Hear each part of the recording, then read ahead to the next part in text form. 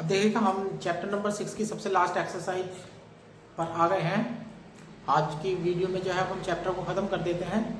इसमें दो तरह के क्वेश्चन आपको सीखने होंगे। ये एक्सरसाइज 6B का पहला क्वेश्चन मैंने लिख दिया है। Show that the polynomial z to the power 5 plus z2 plus 2z plus 3 has just 1 0 in the first quadrant of z plane. देखिएगा जो फंक्शन आपको दिया गया है वो एक पॉलिनोमियल है। पॉलिनोमियल हमेशा कंटिन्यूस और डिफरेंशिएबल होता है, और जब फंक्शन डिफरेंशिएबल है तो एनालिटिक भी है। इसके पास कोई भी पोल यानी कि कोई भी सिंगुलरिटी नहीं होगी, लेकिन 5 घात की समीकरण है। इक्वेशन की जो डिग्री है वो 5 है, तो इसके पास 5 जीरो होंगे और आपको प्रूव करके दिखाना है कि उसमें एक जीरो जो है वो आपके जेड प्लेन के फर्स्ट क्वाड्रेंट में बढ़ना चाहिए।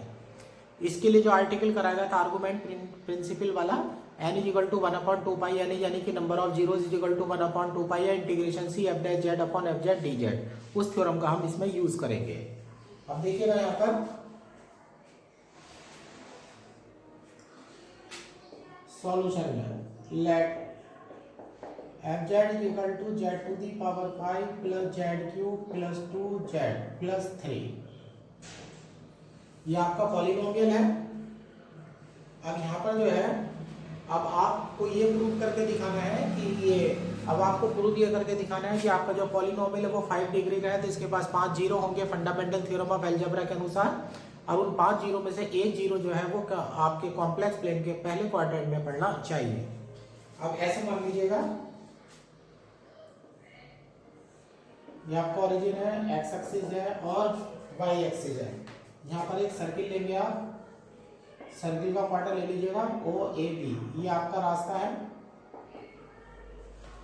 देखिएगा पाथ जो चुना गया है वो एंटी क्लॉकवाइज चुना गया है, ओ से ए जाएंगे, ए से फिर सर्कमफ्रेंस पर जाएंगे बी, और बी पर जाकर के फिर ओ आ जाएंगे। इस पूरी बाउंड्री पर जो है मुझे इंटीग्रेशन की वैल्यू चाहिए। ये जो मेरी क्लोज कर्व बना हुआ है ये मेरा कर्व सी है। अब ऐसे लिख लीजिएगा बी डिफाइन एक quadrant of circle z is equal to r e to the power i theta where 0 less than equal theta less than equal pi by 2। ये आपके सर्किल का जो है एक क्वाड्रेंट जो है वो डिस्क्राइब कर दिया गया है, और फंक्शन आपका एनालिटिक है। Since F Z is analytic within or with a quadrant of circle with a quadrant के आगे सी डाल दीजिएगा। क्वाड्रेंट का पूरा नाम F Z is analytic within and on C. आपका पॉलिनोमियल है तो हर जगह डिफरेंशिएबल होगा, तो इसके पास कोई भी सिंगुलरिटी नहीं होगी, यानी कि फंक्शन अनंत नहीं बन सकता। तो हर जगह फंक्शन जो है एनालिटिक है, तो इसके पास कोई भी जो है सिंगुलरिटी नहीं होगी। अब इसके पास जीरोस बचते हैं, और तो अब हम आर्गुमेंटेड प्रिंसिपल का यूज हम करने वाले हैं इसमें। अब इसमें देख लीजिएगा, इसे 3 पार्ट में बांट लीजिएगा। फर्स्ट पार्ट अलोंग ओ ए, पहले जो आप रास्ता चुन रहे हैं वो अलोंग ओ ए चुन रहे हैं। जब आप O से A पर जाएंगे तो एक्स एक्सिस होगा, तो यहाँ पर y इक्वल टू 0 होगा और z इक्वल टू x हो जाएगा। z इक्वल टू x हो जाएगा, यहाँ से आ जाइएगा एफ जेड को आप तोड़ देंगे u plus I B is equal to X to the power 5 हो जाएगा प्लस एक्स क्यूब हो जाएगा प्लस 2x और प्लस 3 हो जाएगा। अब देखिएगा पूरा रियल फंक्शन है, तो रियल पार्ट जो है इसके पास रियल पार्ट तो है u is equal to X to the power 5 plus X cube plus 2x plus 3, लेकिन इमेजिनरी पार्ट जो है वो b इज इक्वल टू 0 है। अब यहाँ से मुझे ये जो फंक्शन है मेरा इसका आर्गुमेंट चाहिए, argument of f is equal to tan inverse b upon u। अब यहाँ पर रियल पार्ट और इमेजिनरी पार्ट करेंगे तो ये आपका हो जाएगा tan inverse 0 is equal to 0। तो आर्गुमेंट ऑफ f यानी कि जो फंक्शन आर्गुमेंट है उसकी जो वैल्यू हो गई है वो 0 हो गई है। आर्गुमेंट f की जो वैल्यू हो चुकी है वो 0 हो चुकी है। जब 0 हो चुकी है तो इसमें कोई भी वेरिएशन नहीं होगा। आर्टिकल में हमने डेल्टा के सफिक्स में c डाला था, तो सी जो है वो वेरिएशन को रिप्रेजेंट कर रहा था, लेकिन यहाँ पर वैल्यू 0 हो चुकी है तो उसमें कोई बदलाव नहीं हो सकता। तो यहाँ से अब हमारा हो जाएगा डेल्टा के सफिक्स में ओ ए डाल देंगे और आगे डाल देंगे argument F is equal to 0। ये वैल्यू हमारे पास आ चुकी है इसकी।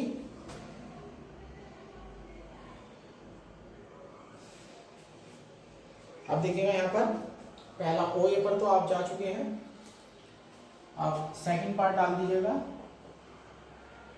along arc A B. अब कौन से आर्क पर जा रहे हैं? along ए बी पर।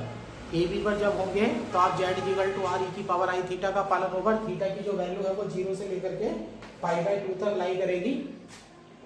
Z equal to R equal to Z equal to R E की पावर आई थीटा डालेंगे और कंडीशन डालेंगे 0 less than equal theta less than equal π/2। अब जो हमें दिखाना है जो 0 होगा वो पूरे क्वाड्रेंट में होगा और पूरा क्वाड्रेंट लेना है, तो इसका मतलब कैपिटल आर की वैल्यू जो है आपको टेंड्स टू इनफाइनाइट डालनी पड़ेगी जिससे कि पूरा क्वाड्रेंट जो है पहला क्वाड्रेंट आ सके, कॉमा और कैपिटल आर की कंडीशन हो जाएगी R tends to infinite. Capital R की कंडीशन जो है वो आर टेंड्स टू इनफाइनाइट आपकी हो जाएगी।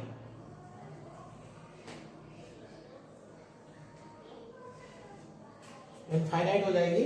अब जेड की वैल्यू में देख लीजिएगा, अब एफ जेड में वैल्यू रखेंगे आप R to the power 5 E to the power 5i theta plus R cube E to the power 3i theta plus 2r E to the power i theta plus 3। अब इसमें से जो highest power है वो common ले लीजिएगा, तो r to the power 5 E to the power 5i theta common ले लेते हैं तो ये 1 हो जाएगा प्लस 1 अपॉन आर ई की पावर 2i थीटा हो जाएगा plus 2 upon R to the power 4 E की पावर 4i थीटा हो जाएगा और plus 3 upon R to the power 5 E to the power 5i theta हो जाएगा। अब यहाँ पर वैल्यू आपकी आ चुकी है। अब यहाँ पर ध्यान ये रखना है कि बाहर वाली जो वैल्यू है ना इसी तो छोड़ दीजिएगा और ये जो है आर टेंड्स टू जब इनफाइनाइट लेकर के जाएंगे तो ये सारी टर्म जो है वो 0 में चली जाएंगी। तो इस तरह से हम यहाँ पर कंडीशन लगाने जा रहे हैं यहाँ से, तो ये हो जाएगा f tends to r to the power 5 e to the power 5i theta as r tends to infinite. अब आप यहाँ पर ये क्वेश्चन पूछ सकते हैं कि यहाँ पर बाहर वाला जो वैल्यू है वो r की वैल्यू जो है वो इनफाइनाइट क्यों नहीं डाली गई है। उसका रीजन है कि जो फंक्शन हमें दिया गया है वो पॉलिनोमियल है, पॉलिनोमियल जो है वो डिफरेंशिएबल होता है तो एनालिटिक होता है। तो अगर मैं फंक्शन की वैल्यू इनफाइनाइट अगर मैं डाल दूंगा तो फंक्शन की वैल्यू इनफाइनाइट अगर हो जाएगी तो वहाँ पर सिंगुलरिटी यानी सिंगुलरिटी पैदा हो जाएगी, लेकिन मेरा जो फंक्शन है वो एनालिटिक फंक्शन है इसलिए इसके पास कोई सिंगुलरिटी नहीं होगी। तो इसलिए ब्रैकेट वाली जो वैल्यू है उसमें अंदर वाले जो कैपिटल आर पड़े हुए हैं तो सब 0 में चले जाएंगे और अंदर से 1 बच जाएगा। अब यहाँ से जब आर्गूमेंट लेंगे तो आपका 5i थीटा है, ई की पावर में एंगल पड़ा हुआ है 5 थीटा, तो ये हो जाएगा argument of F is equal to 5 theta. अब argument of F is equal to 5 theta ले रहे हैं। अब डेल्टा निकालना है, डेल्टा वेरिएशन होता है, वेरिएशन होता है final limit minus initial limit. आप आर्क ए बी पर चल रहे हैं और आर्क ए बी जो है वो पहला क्वाड्रेंट है तो उसमें लिमिट जो है 0 से π/2 रन करेंगे। तो आप इसको इस तरह से लिखेंगे, डेल्टा के सफिक्स में लिख देंगे ए बी, आगे लिख देंगे आर्गूमेंट एफ और 5 थीटा यहाँ लिमिट लगा देंगे 0 से π/2, तो ये आपका हो जाएगा 5π/2। ये आपका वेरिएशन हो गया। तो वेरिएशन निकालने का मतलब है upper limit minus lower limit, final limit minus initial limit, ये आपका काम हो जाता है। अब आप तीसरी कंडीशन में चलिएगा, आप आ रहे हैं अलोंग BO। जब आप अलोंग BO आएंगे तो आप y एक्सिस पर आ रहे हैं तो x इक्वल टू 0 हो जाएगा, x इक्वल टू आपका 0 हो जाएगा और z इक्वल टू आपको रखना होगा IY। x की जगह 0 आप रख रहे हैं और z इक्वल टू हो जाएगा IY। तो इसमें आपका FZ equal to U plus IB, U plus IB हो जाएगा। यहाँ देखिएगा z की पावर 5 है तो यहाँ I की पावर 5 हो जाएगी, यानी कि IY की पावर 5 हो जाएगा। z क्यूब है तो माइनस IY क्यूब हो जाएगा और प्लस 2IY प्लस 3। अब यहाँ पर देखिएगा आपके पास रियल पार्ट भी है और इमेजिनरी पार्ट भी है, तो यहाँ पर आपका बनेगा FZ equal to u equal to हो जाएगा आपका रियल पार्ट 3 और v इक्वल टू हो जाएगा y to the power 5 minus pi Q plus 2y। अब आर्गुमेंट ले लीजिएगा, argument of f is equal to tan inverse b upon u। अब यहाँ पर हो जाएगा tan inverse 3 upon y to the power 5 minus y cube plus का 2y। ये आपका आर्गुमेंट आ चुका है। अब आर्गुमेंट जो है, अब उसका मुझे वेरिएशन चाहिए। अब मैं लिख दे डेल्टा के सफिक्स में डालूंगा BO, argument of f is equal to tan inverse 3 upon y to the power 5 minus y cube plus 2y। अब यहाँ लिमिट आ जाएगी। अब लिमिट देखिएगा कैसा आएगी, कौन से रास्ते पर है आप, DO वाले रास्ते पर है, तो आप B से O की तरफ को आ रहे हैं। जो सर्किल लगा हुआ है उस सर्किल के साथ कंडीशन लगी हुई है हमारी, जो सर्किल है यहाँ पर भी लिख देता हूँ। अब पूरा मुझे फर्स्ट क्वाड्रेंट नापना है, तो R की वैल्यू इनफाइनाइट आएगी, तो B जो होगा वो ऊपर की तरफ होगा, यानी कि आप आ रहे हैं इनफाइनाइट से 0। तो जो आपकी इनिशियल लिमिट होगी वो इनफाइनाइट होगी और फाइनल लिमिट जो होगी वो 0 होगी। तो यानी कि यहाँ पर आप लिमिट लगाइए इनफाइनाइट से 0। ये y की लिमिट हो जाएगी, y की लिमिट इनफाइनाइट से 0 हो जाएगी। y की लिमिट जब आप tan इनवर्स के आगे यहाँ पर 0 डालेंगे तो tan इनवर्स के अपॉन में 3 अपॉन 0 हो जाएगा, तो tan इनवर्स इनफाइनाइट बनेगा। ये बन जाएगा tan इनवर्स इनफाइनाइट बनेगा, और माइनस tan इनवर्स इनफाइनाइट डालेंगे तो 0 बनेगा। तो ये आपका आ जाएगा π/2। इस तरह से आपका वेरिएशन जो है वो π/2 आ चुका है। सॉरी, यहाँ लिमिट गलत हो गई है। tan इनवर्स 0 जब आप डालेंगे, tan इनवर्स जब आप B से O जाएंगे तो आपकी लिमिट इनफाइनाइट से 0 जा रही है, तो लिमिट में आपका वैल्यू जो है वो गलत हो चुकी है। यहाँ मैंने फार्मूला गलत लिख दिया है, उल्टा हो गया है formula. tan inverse B upon U होगा, तो tan inverse y to the power 5 minus y cube plus 2y upon 3 होगा। यहाँ भी सही कर देते हैं, y to the power 5 minus y cube plus 2y upon 3 हो जाएगा। अब अपर लिमिट में तो tan इनवर्स 0 आएगा, लोअर लिमिट से इनफाइनाइट आएगा। अब ये वैल्यू आपकी आएगी माइनस का π/2।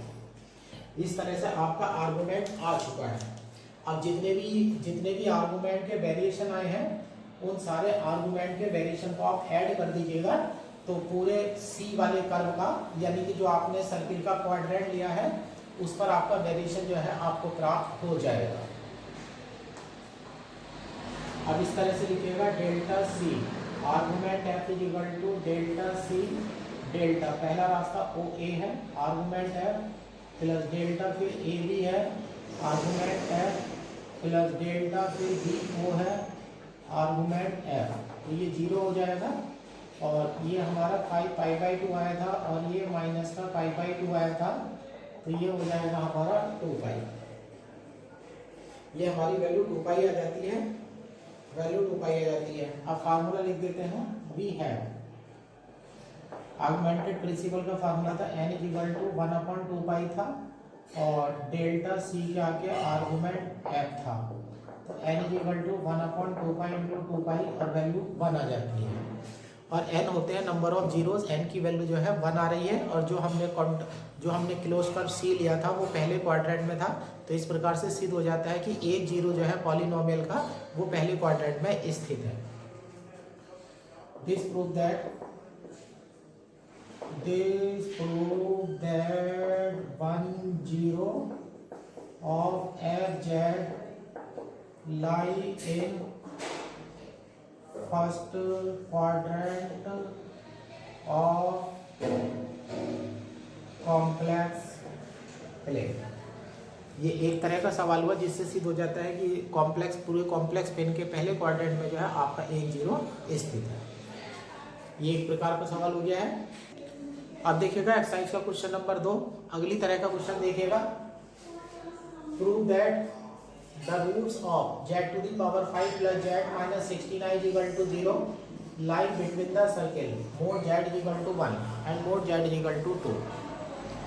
जो आपको फंक्शन दिया गया है, अब ये इस क्वेश्चन को करने के लिए मैं रॉशी थ्योरम लगाऊंगा। जो आपको क्वेश्चन दिया गया है उस क्वेश्चन को करने के लिए आपको F Z plus G Z का रूप लेना होगा। और देखिएगा क्वेश्चन आपसे क्या कह रहा है कि आपको एक इक्वेशन दी गई है जो 5 डिग्री की है। 5 डिग्री की इक्वेशन अगर है तो उसके पास 5 रूट यानी कि 5 जीरो होंगे। लेकिन वो आपसे कह रहा है बुक वाला कि सिद्ध करके दिखाइएगा कि जितने भी जीरो है सारे के सारे zero circle mod Z is equal to 1 और मोड जेड इजिकल टू 2 के बीच में पड़ेंगे। अगर circle mod Z is equal to 1 और मोड जेड इजिकल टू 2 के बीच में सारे जीरो पड़ेंगे, दोनों सर्किल के बीच में सारे जीरो पड़ेंगे, तो मोड जेड इजिकल टू 1 वाला जो सर्किल होगा वो छोटा सर्किल होगा, मोड जेड इजिकल टू 2 वाला जो सर्किल होगा वो बड़ा सर्किल होगा। अगर दोनों के बीच में सारे जीरो पड़ रहे हैं तो इसका मतलब है मोड जेड इजिकल टू 1 के अंदर कोई जीरो नहीं होना चाहिए, बाकी सारे के सारे जीरो जो है मोड जेड इजिकल टू 2 के अंदर होने चाहिए। ठीक है, दोबारा बोल देता हूं मैं, मोड जेड इजिकल टू 1 वाला जो सर्किल है उसके अंदर कोई जीरो नहीं होना चाहिए और मोड जेड इजिकल टू 2 के अंदर जो है सारे के सारे जीरो जो है वो होने चाहिए। अगर आप ये सिद्ध कर देते हैं तो सिद्ध हो जाएगा कि हमारा जो फंक्शन है उसके पांचों के पांचों जीरो जो है, जितने भी जीरोज हैं वो सारे के सारे जो है वो circle mod Z is equal to 1 और मोड जेड इजिकल टू 2 के बीच में पड़ने चाहिए। अब रॉची थ्योरम के लिए कंडीशन आपको लगानी पड़ेगी। यहाँ पर आपको सिर्फ ये सीखना है कि जो फंक्शन दिया जाएगा, जो पॉलिनोमियल आपको दिया जाएगा उसको किस प्रकार से तोड़ना है। क्योंकि बाउंड्री पर जब हम जाते हैं तो रॉची थ्योरम ये कहती है कि mod G Z less than mod F Z होना चाहिए। अगर mod G Z less than mod F Z नहीं होगा तो रॉची थ्योरम जो है वो अपना रिजल्ट नहीं देगी। और रॉची थ्योरम ने ये कहा था कि एफ जेड के जितने जीरो होंगे उतने ही F Z plus G Z के भी जीरो होंगे। अब ऐसे लिख लीजिएगा, पॉलिनोमियल इज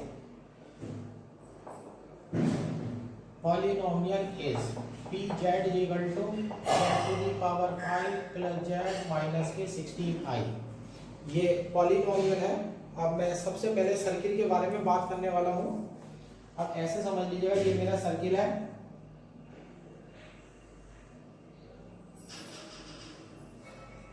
ये ओरिजिन हो गया, एक्स एक्सिस हो गई, ये वाई एक्सिस हो गई, ये circle mod Z equal to 1 है, ये circle mod Z equal to 2 है, इसका नाम C1 है, मान लीजिएगा इसका नाम C2 है।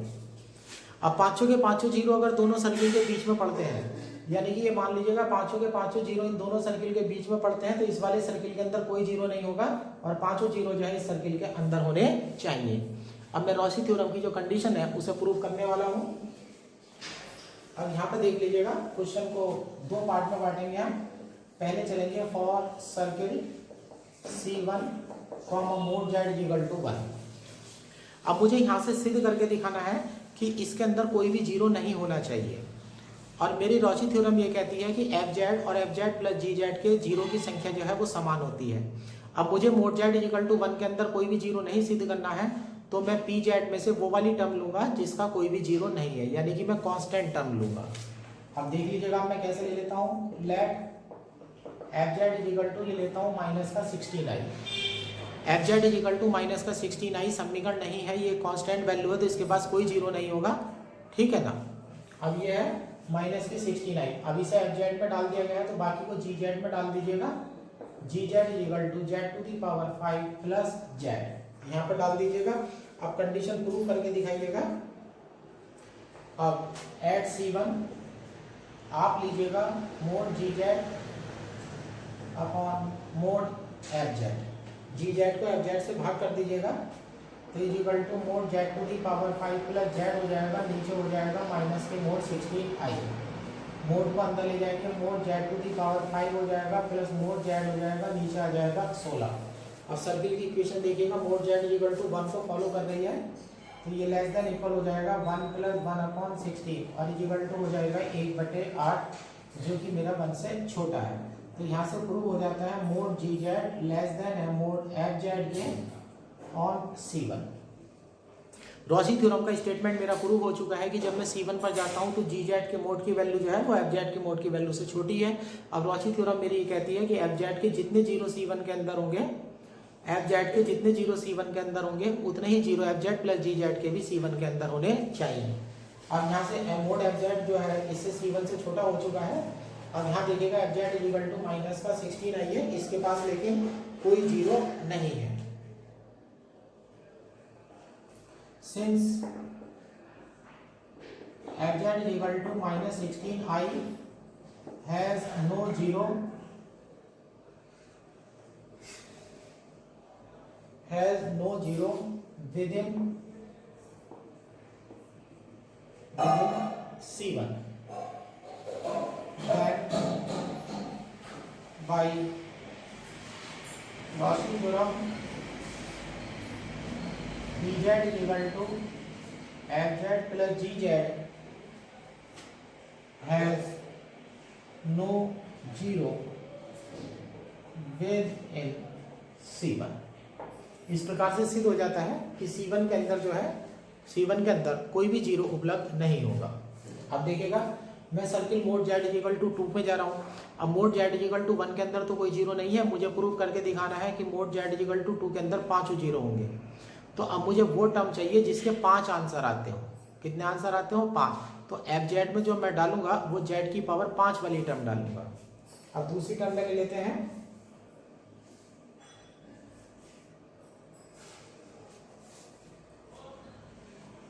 For circle C2 comma mod Z equal to 2 let अब पॉलिनोमियल में से Fz इक्वल टू Z की पावर 5 छांट लीजिएगा और Gz इक्वल टू छांट लीजिएगा Z माइनस का 69। ये ध्यान रखना है, जितने जीरोज आपको चाहिए उतनी डिग्री की टर्म जो है आपको वो Fz में डालनी है। अब यहाँ से ये वैल्यू डाल देते हैं। यहाँ से ऑन C2 पर चलते हैं, mod Gz upon mod Fz is equal to mod Z minus के 69 upon mod Z to the power 5। अब मोड को अंदर ले जाइएगा, ये लेस देन इक्वल हो जाएगा mod Z plus mod minus के 69 upon mod Z to the power 5। तो less than equal mod Z की वैल्यू 2 हो जाएगी और ये प्लस का 16 हो जाएगा और ये हो जाएगा 2 की पावर 5। तो 16 तो 18 हो जाता है, 18/32। तो यानी कि 2 9 18 हो जाता है, 9/16 और ये छोटा है 1 से। तो यहाँ से प्रूव हो जाता है mode Gz less than mode Fz on C2। देखिए कंडीशन सेटिस्फाई हो गई है। मोड Gz की जो वैल्यू है वो मोड Fz से छोटी है C2 पर। अब Fz को देखिएगा, since Fz is equal to Z to the power 5 has 5 zeros. जब Fz को जीरो रखेंगे तो Z की पावर 5 बराबर जीरो आएगा, तो 5 बार जीरो आएगा, 5 बार जीरो आएगा। Has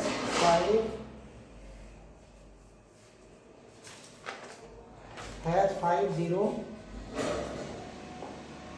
within C2। So by Gauss theorem Fz plus Gz is equal to Pz have 5 zeros in circle C2। अब C1 के अंदर कोई जीरो नहीं है, सारे जीरो C2 के अंदर पड़ते हैं। C1 के अंदर कोई नहीं है, सारे जीरो C2 के अंदर पड़ते हैं। तो इसका मतलब सिद्ध हो जाता है कि सारे जीरो जो है वो C1 और C2 के बीच में पड़ने चाहिए। This prove that all zeros of polynomial lie between circle mod Z is equal to 1 and mod Z is equal to 2। ये आपके दूसरे प्रकार का जो क्वेश्चन है वो हो गया है। अब तीसरे क्वेश्चन में देखिएगा, show that the roots of the equation 5 घात की समीकरण है फिर lie between the circle mod Z is equal to 1 and mod Z is equal to 5/2। दोनों सर्किल के बीच में 5 घात की समीकरण है, तो पांचों रूट यानी कि पांचों जीरो पड़ेंगे।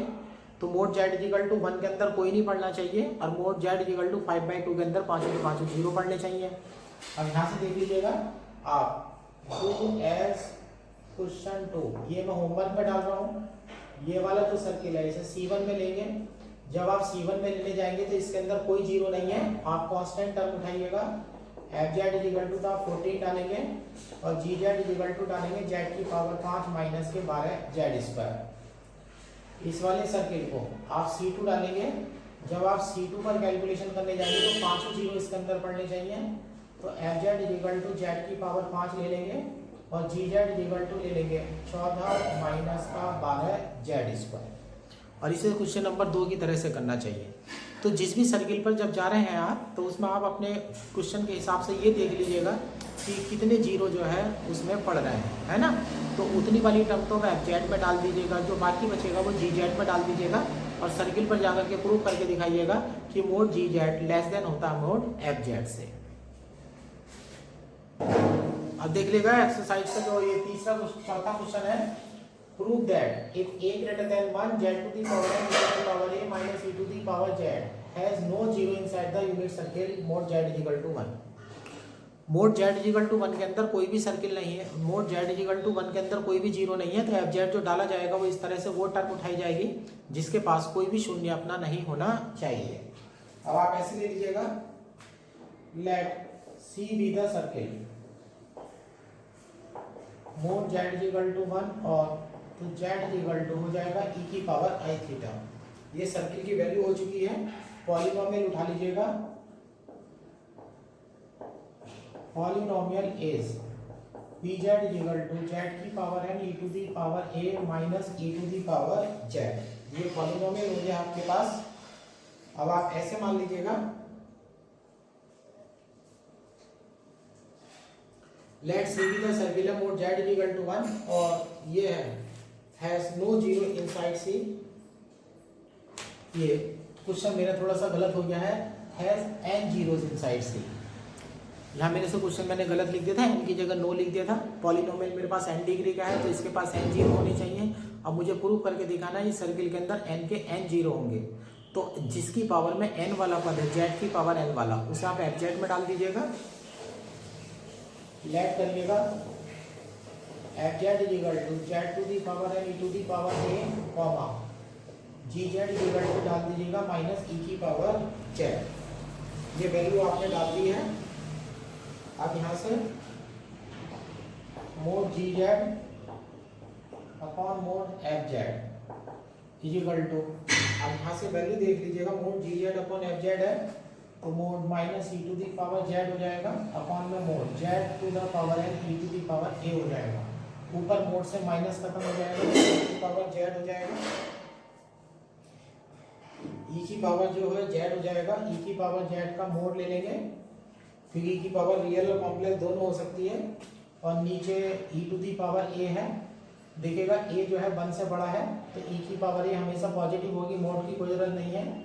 और नीचे हो जाएगा मोड जेड की पावर एन, मोड जेड की power N is equal to, अब ई की पावर का एक्सपेंशन बोल दीजिएगा 1 plus Z square upon factorial two and so on, और अपॉन नीचे E to the power A upon Z to the power N हो जाएगा। अब यहाँ से मोड को अंदर लाइएगा, जैसे ही प्लस में अंदर जाएगा तो ये हो जाएगा 1 plus mod Z plus mod Z का square upon factorial two and so on, और अपॉन हो जाएगा E to the power A mod Z to the power N. अब आपके पास यहाँ पर जो वैल्यू है वो आ चुकी है। अब यहाँ पर देखिएगा ऑन सी पर जब आप जाएंगे तो मोड जेड की जो वैल्यू है वो 1 है। अब जहाँ जहाँ मोड जेड पड़ा हुआ है उसकी जगह आप 1 डाल दीजिएगा, तो ये हो जाएगा less than equal 1 plus 1 upon factorial 1 plus 1 का square upon factorial 2 and so on, और यहाँ ई टू दी पावर ए हो जाएगा और यहाँ पर जो वैल्यू है आपकी वो 1 हो जाएगी। अब यहाँ देखिएगा तो ये हो जाएगा आपका लेस देन इक्वल, ये ई हो गया और upon E to the power A हो गया।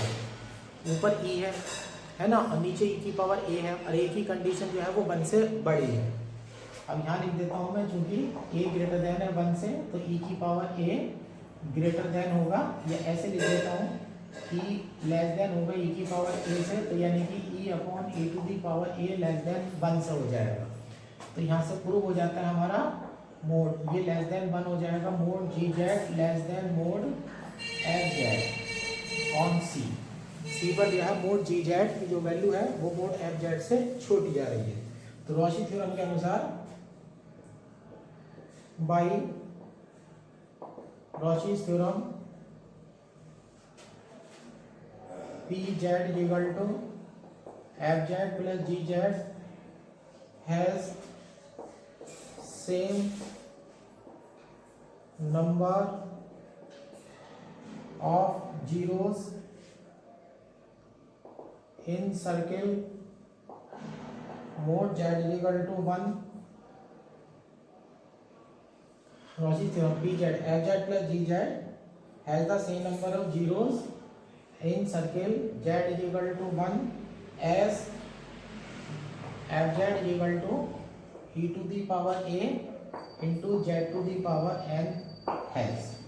जितने जीरोज एफ जेड के होंगे उतने ही जीरो जो है F Z plus G Z के होंगे, यानी कि पी जेड के हो जाएंगे. उसके बाद आप ये लिख देंगे, आप चूंकि F Z is equal to E to the power A Z to the power N has N zeros, Z की पावर एन है, जब जीरो रखेंगे तो जीरो आएगा, एन बार जीरो आएगा. सारे के सारे circle mod Z is equal to one के अंदर पड़ रहे हैं. चूंकि mod Z is equal to E to the power A Z to the power N has N zeros within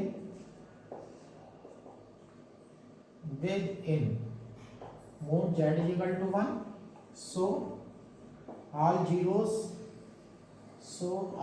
n zeros of polynomial pz will be in circle mode z is equal to 1. इस प्रकार से आपका चौथा question हो जाता है. पांचवा question आप नहीं करेंगे.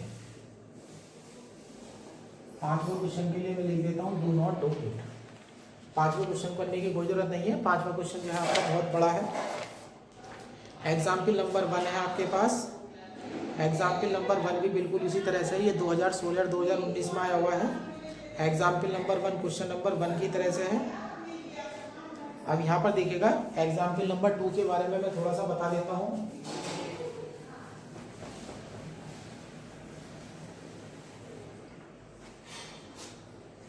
एग्जाम्पल 2 एग्जाम्पल दे रहे हैं show that the equation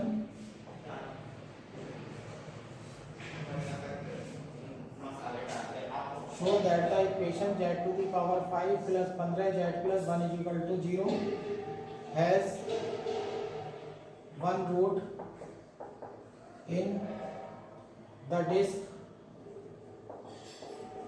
mode z less than 3/2 and 4 roots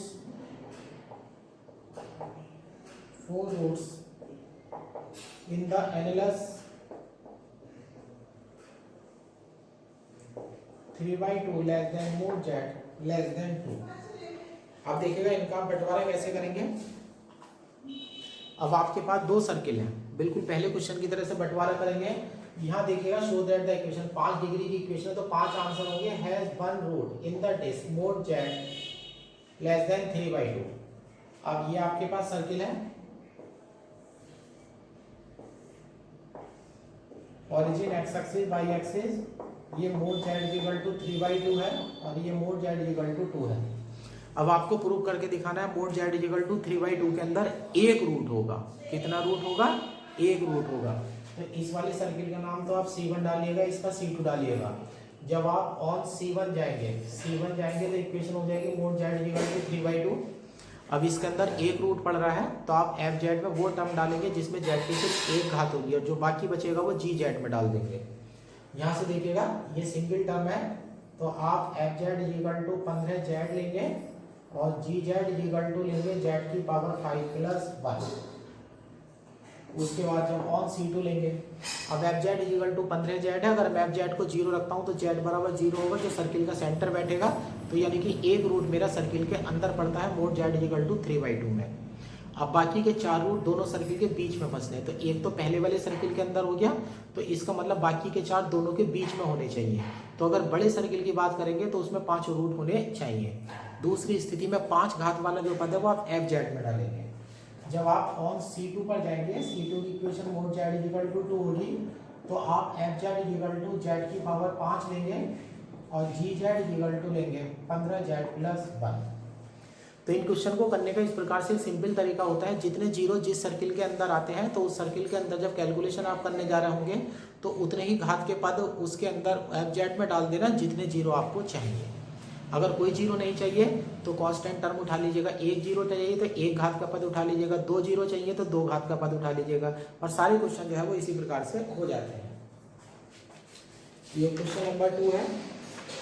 जो एग्जाम्पल नंबर 2 है, जो एग्जाम्पल नंबर 3 है, ये है do as question 4। Example number 3 जो है वो क्वेश्चन नंबर 4 की तरह से है, और जो एग्जाम्पल नंबर 4 है वो डी एज क्वेश्चन 1। जब एग्जाम्पल नंबर 4 करने जाएंगे तो मेरी आपसे पर्सनल रिक्वेस्ट है, ये पर्सनल रिक्वेस्ट है मेरी, कि आप बुक में ना देखें, पहले क्वेश्चन जो मैंने पहला कराया उस क्वेश्चन को ही रिपीट आप कर दीजिएगा, तो आपका क्वेश्चन जो है वो प्रूव हो जाएगा, क्योंकि दोनों का रिजल्ट जो है वो बिल्कुल एक ही है। और इस तरह से हमारा जो है ये चैप्टर जो है वो एंड हो जाता है। अब हम सबसे लास्ट चैप्टर पे कैलकुलस ऑफ ग्रेजुएटी पर चलेंगे। ये अच्छा चैप्टर है, इसमें न्यूमेरिकल नहीं, इसमें पूरा न्यूमेरिकल पोर्शन है, और एग्जाम में आपको एक लॉन्ग क्वेश्चन ये दे देता है।